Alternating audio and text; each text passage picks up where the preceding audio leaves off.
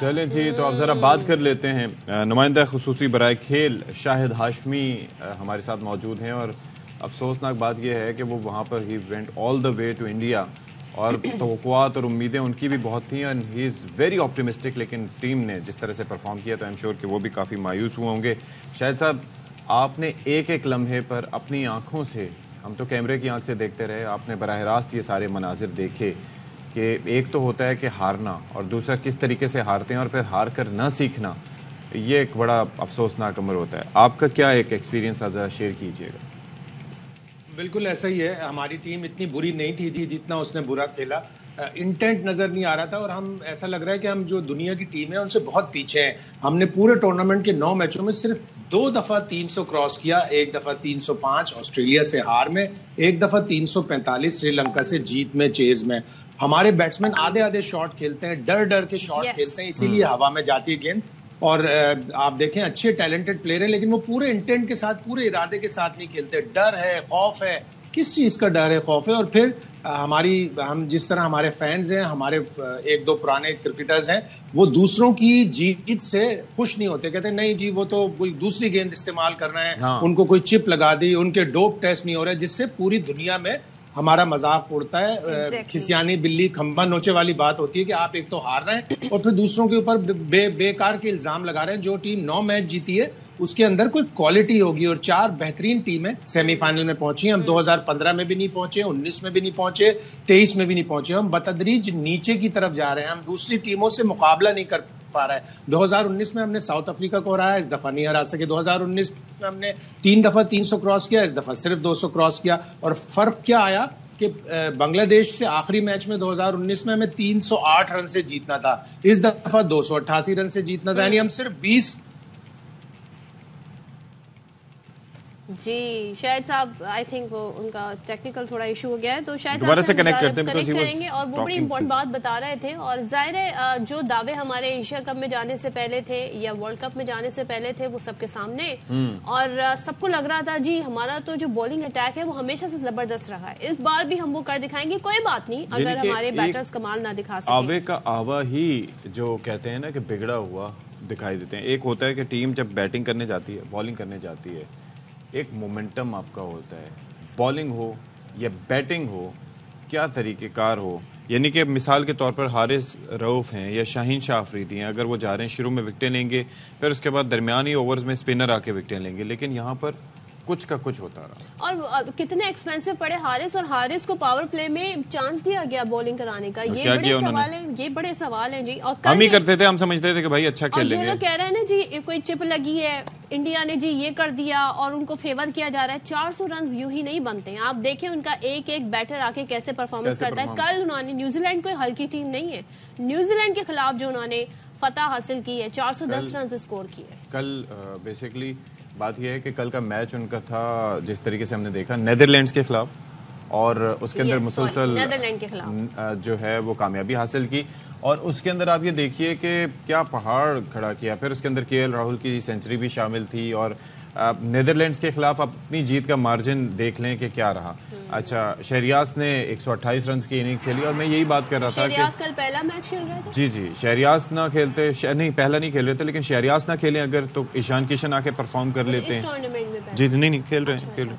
लेकिन उसके अलावा आप ये देखें कि उनको मौके भरपूर मिलते हैं और वो उन मौकों पे कैपिटलाइज करते हैं। लाइक वो सोचते हैं कि हमने जाके, बिल्कुल। और वही बात, जब इस तरह की कमजोर टीमें होती हैं जैसे नेदरलैंड, तो आप इनके स्कोर चेक करें, 300, 350, 400, और हम यहाँ भी डर के खेलते हैं। हम 280, 265, 270 यहाँ से हम जी चलते हैं। तो शाहिद साहब एक बार फिर हमारे साथ हैं। शाहिद साहब, हम यहाँ पर जाहिर हमारा मकसद ये है कि हम उन गलतियों की तरफ पॉइंट आउट कर सकें। अफगानिस्तान के साथ मैच में क्या हुआ, नेदरलैंड के खिलाफ भी जो हमारा स्कोर था, हमने सोचा नहीं कि भाई 300 से ऊपर जाएं, जरा बनाएं रन्स कुछ ऐसे कि अच्छे मार्जिन से जीतें ताकि रन रेट में आके ना फंसे।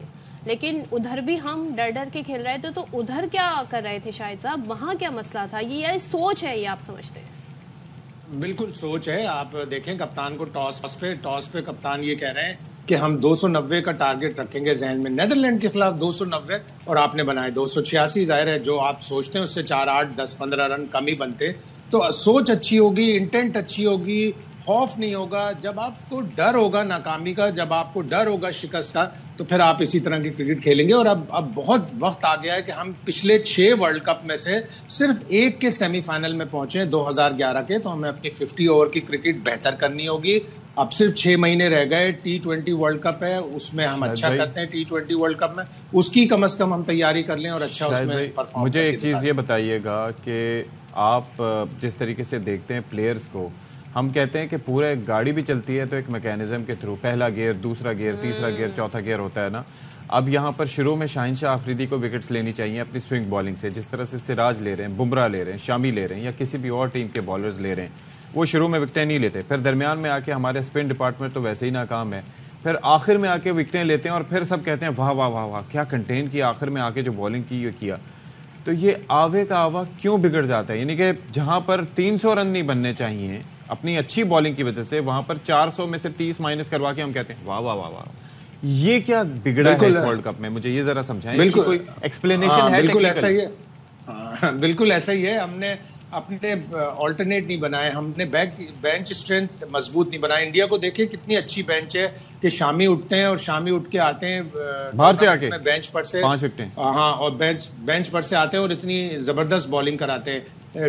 दूसरी टीमों के आप कोई भी फास्ट बॉलर देख लें, वो तैयार होते हैं। हमारे पास हमने अपने फास्ट बॉलर का वर्कलोड ही मैनेज नहीं किया। नसीम शाह क्या इंजर्ड हुए, पूरी बॉलिंग ही तबाह हो गई। वो नई बॉल के बॉलर है, पूरे पाकिस्तान में एक ही नई बॉल का बॉलर है नसीम शाह, और कोई बॉलर ही नहीं है। एहसानुल्लाह थे, वो इंजर्ड, हसनैन थे, वो इंजर्ड, अब्बास आफरीदी को किसी ने कभी काउंट ही नहीं किया। वो PSL का टॉप विकेट टेकर है। कितनी बदयांती है जब आप अपने अच्छे क्रिकेटर्स के साथ, परफॉर्मर के साथ बदयांती करते हैं। तो अरशद इकबाल का नाम भी सामने आया था शायद भाई।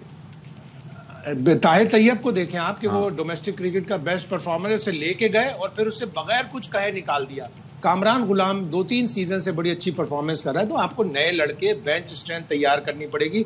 50 ओवर्स की क्रिकेट बिल्कुल अलग क्रिकेट है, वो T20 से नहीं मिलती। आपको 50 ओवर्स की क्रिकेट के लिए अलग प्लेयर चुनने पड़ेंगे। एक और चीज शायद भाई, यहाँ पर हम कहते हैं बाबर आजम नंबर 1 बैटर, रिजवान जो है वो टीम की आन, टीम की शान। बाबर आजम की जो परफॉर्मेंस है, अब सारे कह रहे हैं 40 की एवरेज से देखो क्या कर लिया, लेकिन विराट कोहली को देखें कि 35 साल की उम्र में भी वो बंदा टॉप स्कोरर है इस वर्ल्ड कप का, 594 रन या और आगे कहां जाके एंड करता है ये आप देख लीजिए। And he is a match winning player. और यहां पर रिजवान को ऐसा लगा श्रीलंका के खिलाफ इनिंग्स के बाद अब हर मैच में क्रैम्प्स का चक्कर हो जाता है। मतलब ये समझ नहीं आ रहा है। अलग है, हाँ। ये फिटनेस इशू है रिजवान, स्पेसिफिक जो सवाल है, क्या फिटनेस इशू है शायद साहब? बिल्कुल फिटनेस इशू है। इस तरह जिस तरह कल वो शॉट मार के आउट हुए और टांग पकड़ के बैठ गए, इस तरह बहुत होता है उनके साथ। वो बहुत ज्यादा वर्कलोड अपने ऊपर ले लेते हैं, ऐसा नहीं होना चाहिए। फिटनेस हो तो कीपर जैसे क्विंटन डी कॉक है, जैसे KL राहुल है, कल KL राहुल ने 100 भी बनाया और पूरे ओवर्स तक फील्डिंग भी की।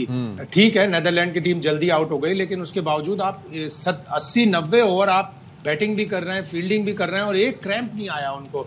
तो हम अक्सर ये करते हैं कि जो अनफिट होके प्ले जब बाहर आता है उसे हम फौरन खिला देते हैं। नहीं, उसको आप बिठाएं, उसको आप मैच प्रैक्टिस दें, उसको कंप्लीट फिटनेस दें। और फिटनेस, फील्डिंग, वनडे की स्पेसिफिक ट्रेनिंग, ये बहुत सी चीजें हमें करनी है। वल्लाह आलम हमारी क्रिकेट कब सही होगी, हमारा कोई अच्छा चेयरमैन कब आएगा। शायद भाई एक और चीज मुझे बताएं कि एक तो ऊपर से लेकर नीचे तक एक कमेंट आपका चाहूंगा, जो टॉप स्कोरर हमारी तरफ से इवेंट के रहे हारिस रऊफ, उनके ऊपर कि he was bowling very quick.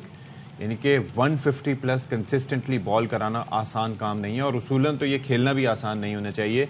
लेकिन जिस तरीके से हर कोई आके बेयरस्टो पूरे इवेंट में नहीं चले, हमारे खिलाफ जो है वो हारिस रऊफ को एक ओवर में वो क्या क्या चौके मार रहे थे।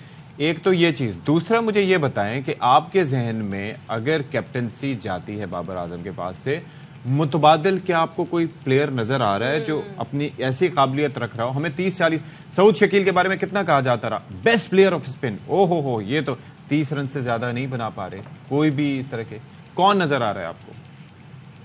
नहीं, हमें अपने खिलाड़ी चुनने पड़ेंगे, बनाने पड़ेंगे, डेवलप करने पड़ेंगे। और कप्तानी के लिए 2 ऑप्शंस हैं। और ये भी मैं आपको बता दूं एक बहुत ही अहम बात, कि Babar Azam with in the team अपनी मकबूलियत खो चुके हैं एज कैप्टन। प्लेयर्स का ये ख्याल है कि वो बात नहीं सुनते, टीम मैनेजमेंट का ख्याल ये है कि वो बात नहीं सुनते, उनको जो प्लान दिया जाता है वो अपनी बात करते हैं। उन्होंने फखर को एक मैच देर से खिलाया। फखर जनूबी अफ्रीका के मैच के लिए तैयार थे, लेकिन बाबर आजम ने ये कहा कि नहीं, उनके बल्ले पे सही से बॉल नहीं आ रही, अभी वो रस्टी हैं, एक गेम पहले नहीं खिलाऊंगा। इस तरह की बातें जब आती हैं और फिर मकबूलियत खो देता है तो उसकी कप्तानी जाएगी। दो आपके पास ऑप्शन है, रिजवान या शाहीन शाह अफरीदी। शाहीन इसलिए बेहतर है कि फास्ट बॉलर है, उसमें एग्रेशन है, लेकिन शाहीन की भी फिटनेस के ऊपर उसको अपनी फिटनेस मुकम्मल करनी पड़ेगी। जिस तरह वो घुटने की तकलीफ का शिकार हुआ था, तो अगर आपको एक कप्तान चाहिए तो जारहाना कप्तान लेकिन चाहिए। दो चीजें हैं, शादाब को कंसिडर किया जा सकता है। परफॉर्मेंस देखे ना, शादाब की तो परफॉर्मेंस इतनी खराब है, 6 मैच खेले, 121 रन बनाए, टोटल 2 विकेटें। शादाब ने तो बहुत ही बुरी तरह मायूस किया इस टूर्नामेंट में। वो इससे अच्छा प्लेयर है। शाहिद भाई, मुझे एक चीज ये बताइएगा कि आपने शाहीन की जो बॉलिंग रही इसमें, शुरू में मैं खास तौर पे कहा कि शुरू में विकेटें लेनी चाहिए थी, शुरू में विकेटें नहीं ली, आप इम्पैक्ट नहीं डाल पाए उसके अंदर। एक तो चलें कैप्टनसी की बात करें, वो किस तरह से वायबल होगी। दूसरी चीज रिजवान के हवाले से सोशल मीडिया पे मैं ये सुन रहा था कि जी कॉन्फ्लिक्ट ऑफ इंटरेस्ट की बात हो रही है उनके हवाले से, कि जी वो उनके शेयर्स हैं, पार्टनरशिप है, एटसेट्रा एटसेट्रा। तो क्या वो कोई ऐसा रोल प्ले कर सकते हैं टीम में? अब फिर यही कुराए फाल फिर शाहीन शाह अफरीदी के नाम ही खुलेगा। रिजवान को भी अपने आप को इस कॉन्फ्लिक्ट ऑफ इंटरेस्ट के जो भी एलिगेशन है उससे क्लियर करवाना चाहिए। एक तो इतना माशाल्लाह अल्लाह वाला बंदा, अगर उसको इस तरह मुख्तलिफ जराए से पैसे कमाने की अगर है कि कॉन्फ्लिक्ट ऑफ इंटरेस्ट वाली भी बात है, तो फिर तो ये बात मायूस मन होगी। मुझे नहीं लगता कि रिजवान का इसमें इतना ज्यादा हाथ होगा, इसलिए कि रिजवान बहुत एक कनात पसंद और अच्छा आदमी है। तो आपके पास यही दो प्लेयर हैं। और जाहिर है हम कोई क्लास का मॉनिटर थोड़ी सिलेक्ट कर रहे हैं कि जिसने फर्स्ट सेकंड पोजीशन लेनी हो। हमें वो देखना है जो बकायदा डिसिप्लिन कर सके, जो एग्रेसिव भी हो सके, और जहां पर उसे गुस्सा दिखाना है वो गुस्सा भी दिखा सके। देखिए, आप पाकिस्तान को दो बहुत ही स्ट्रांग चीजें चाहिए। कप्तान स्ट्रांग चाहिए, कोच स्ट्रांग चाहिए। कोच को एक एक प्लेयर का पता हो, कौन क्या कर रहा है, कौन कितना फिट है, कौन किस टीम में फर्स्ट क्लास क्रिकेट खेल रहा है। कप्तान को भी अपने 20-25 प्लेयरों को राब्ते में रखना होगा। मैंने कोच से पूछा है, टीम डायरेक्टर से, कि अब्बास आफरीदी को क्यों नहीं कंसीडर किया, तो उन्होंने कहा वो एशियन गेम्स में जाए, अपने आप को प्रूव करे। एशियन गेम्स में तो उसका नाम ही नहीं था। टीम डायरेक्टर को यही नहीं पता था कि अब्बास आफरीदी एशियन गेम्स की टीम में नहीं है। 40 से 45 प्लेयरों का पूरा डाटा कप्तान, टीम मैनेजर और टीम डायरेक्टर के पास होना चाहिए। टीम मैनेजर के पास यकीनन था, लेकिन टीम डायरेक्टर और कप्तान को सिर्फ अपने 15-18 खिलाड़ियों से गर्ज होती है। उसको ये नहीं पता। वन लास्ट थिंग, हम बहुत सारी चीजों के लिए मैनेजमेंट को जिम्मेदार करार देते हैं। हम कहते हैं जी तब्दीलियां इतनी हो रही होती हैं कि कोई भी चेयरमैन आता है उससे टेन्यूर पूरा नहीं करने जाता। जय शाह, कितनी तनकीद नहीं हुई, नेपोटिज्म की बड़ी आला मिसाल है वो, लेकिन क्या इंडिया की क्रिकेट पर उससे फर्क पड़ा? अगर आपकी टीम एक यूनिट की तरह खेल रही हो, आपके कोचेस आपके साथ बिल्कुल जुड़े हुए हो, तो फिर टीम परफॉर्म करती है ग्राउंड में। हमें सब चीजें अच्छी करनी पड़ेंगी। आप पूरे टूर्नामेंट में इंडिया में हो रहा है, इंडिया की टीम इतना जीत रही है, आपने कहीं जय शाह का कोई इंटरव्यू सुना? कहीं आपने और यहाँ पर एक मैच जीत के इफ्तिखार, जिन्होंने पूरे टूर्नामेंट में परफॉर्म नहीं किया, वो कह रहे हैं बिरयानी खा के अगर जीतते हैं तो इसमें क्या होता है। और ये मतलब ये स्टेटमेंट, इंडिया के प्लेयरों ने इतने रन्स बना दिए। कोहली के लिए कोई 10 करोड़ रुपए का ऐलान किया? नहीं किया। 10 लाख रुपए का ऐलान हो गया फखर जमान के लिए, अच्छी चीज है, लेकिन ये टूर्नामेंट के पैसे दें प्लेयरों को। इंडिया के पास पैसों की कमी है, लेकिन इंडिया के बीसीसीआई के सदर ने या सेक्रेटरी ने कभी कोई टीम के साथ तस्वीर नहीं खिंचवाई होगी, कभी कोई इनामी रकम का ऐलान नहीं किया होगा। लेट द टूर्नामेंट फिनिश, अच्छा परफॉर्म करें, आप करोड़ों रुपए दें। बीच टूर्नामेंट में ये कह दिया कि मुझे तो माफ कर दें भाई प्रकाश रता, मुझे तो माफ कर दें, मेरा कोई कसूर नहीं है, कसूर इंजमामुल हक और बाबर आजम का है। और ये साउथ अफ्रीका के मैच से पहले आया, 2 घंटे पहले ये प्रेस रिलीज आया, जिसने कितनी बुराई पूरी दुनिया में आपकी जगह हसाएगी। ट्रू, अजहर, अब जो इतनी की पोजीशंस हैं वहां पर फिर ऐसे लोग भी होने चाहिए जिनकी क्रिकेट से बड़ी नोहाव हो और क्रिकेट को आकर जी संभाल सके। Thank you so much Shahid Hashmi साहब, बहुत शुक्रिया। और चैंपियंस ट्रॉफी का निकाह यहाँ होना है, लेकिन उससे पहले हमारी तैयारियां क्या है इशफाक? 2025 कितना दूर है? वल्लाह आलम के क्या होगा।